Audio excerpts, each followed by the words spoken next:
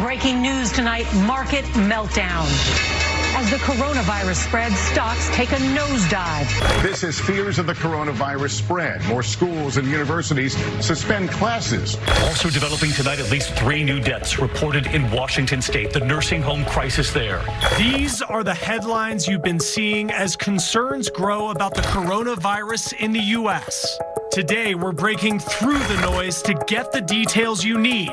What you should know about the virus, how you can protect your family, and what's being done to find a treatment. This is Coronavirus, the Facts.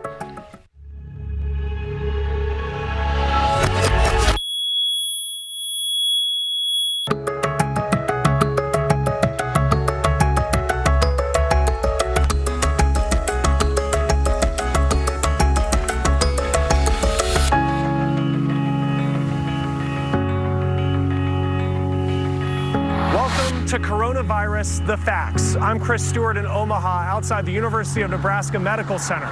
This is a facility where coronavirus patients have been quarantined and doctors have been working on treatments for the virus. Over the next 30 minutes, we will separate fact from fiction. We'll identify resources for you, and we'll take a look at the economic impact of this virus.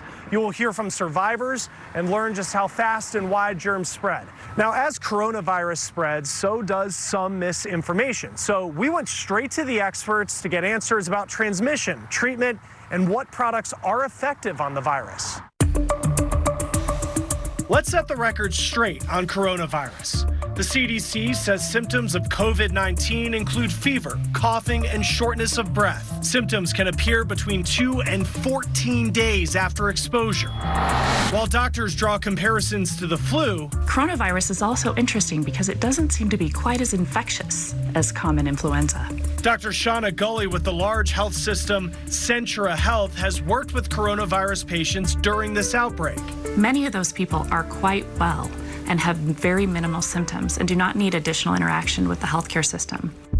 But we do believe in people that are perhaps older or have multiple medical problems or anything that makes your immune system weaker, that coronavirus may be more dangerous than influenza. Dr. Gully says it's still unclear why coronavirus has been mild in children.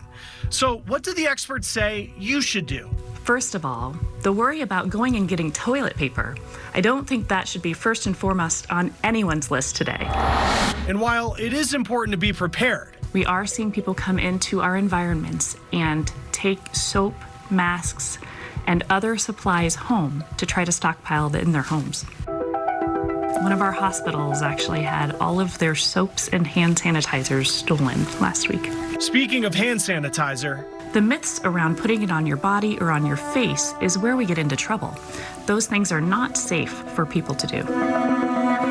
The CDC says people at a higher risk should avoid crowds. Dr. Gully says it's a good idea to keep your space. We believe that staying about 6 feet away from somebody with symptoms is the most protective space. As the number of cases grows in the U.S., public anxiety may be growing with it. So don't fear communicating if you're dealing with another kind of medical issue. If you're an allergy sufferer, I think it's important for you to talk to others about the fact that you have allergies and for them to be a little bit more assured that you're not infective, you have no fever, you have no deep cough, and you have no risk factors for coronavirus. But if you are experiencing any of these symptoms, the CDC says call your doctor.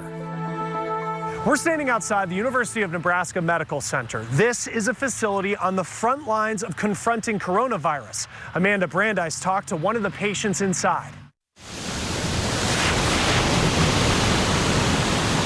Goldman and his wife Jerry couldn't have written a more perfect script for the first 15 days of their Southeast Asia cruise. But the last day marked the beginning of an unpredictable story. We were fortunate because we had a mini suite, so we had a balcony and could look out at the craziness out there, which was like a scene out of the movie The Andromeda Strain, with 60, 70, 80 ambulances at each time pulling up. The media was all around. They were among thousands of passengers quarantined on the Diamond Princess cruise ship in Japan. One passenger tested positive for coronavirus and hundreds more followed. We made the best of it. over the 12 days and decided to go public with it at the time and received, tremendous response. The Southern California radio station owners blogged about their quarantine. Neither had symptoms and felt fine. And while most readers were supportive, people were beginning to freak, and the worst of social media came out with a lot of vile comments and a lot of threats. Eventually, a military plane evacuated passengers back to the United States. But on the flight, Carl woke up with a fever. He tested positive with the virus, and doctors sent him to a Nebraska hospital biocontainment unit that looks similar to this one.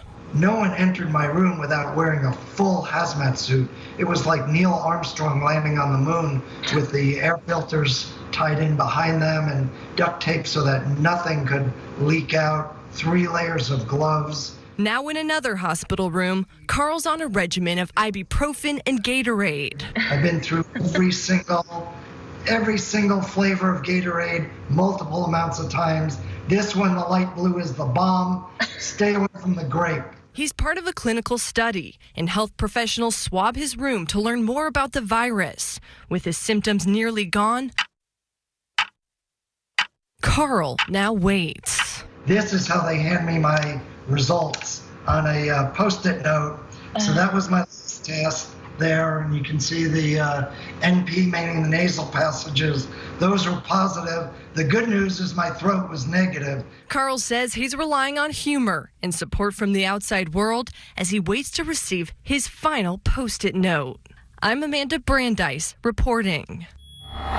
People are stockpiling items amid this coronavirus outbreak. The CDC says it is important to have good supply, but unnecessary to go overboard. You may have seen pictures like this showing shelves empty of items like toilet paper and hand sanitizer. So should you do this? The CDC says older Americans and people with underlying health conditions should have a strong inventory of supplies so they don't have to go back to the store. The CDC also recommends families have basic supplies like water and batteries on hand as part of their emergency kit. But remember, leaders say people should avoid buying more than they need. One of the biggest questions that people have is, how do I protect myself and protect my family? The CDC says a lot of the steps are basic, like washing hands with soap for at least 20 seconds. The CDC says to use a hand sanitizer with at least 60% alcohol if there's no soap available. Now, here are some more simple steps that you can take. Don't touch your face. Cover your mouth with a tissue if you cough or sneeze, and stay home if you're sick and avoid being around other sick people. The CDC says to regularly clean commonly used surfaces and skip the face mask unless you're sick. Right now, there is no vaccine for coronavirus. We're inside a lab working to change that. And we're exposing just how important it is to wash your hands thoroughly, the demonstration you won't want to miss.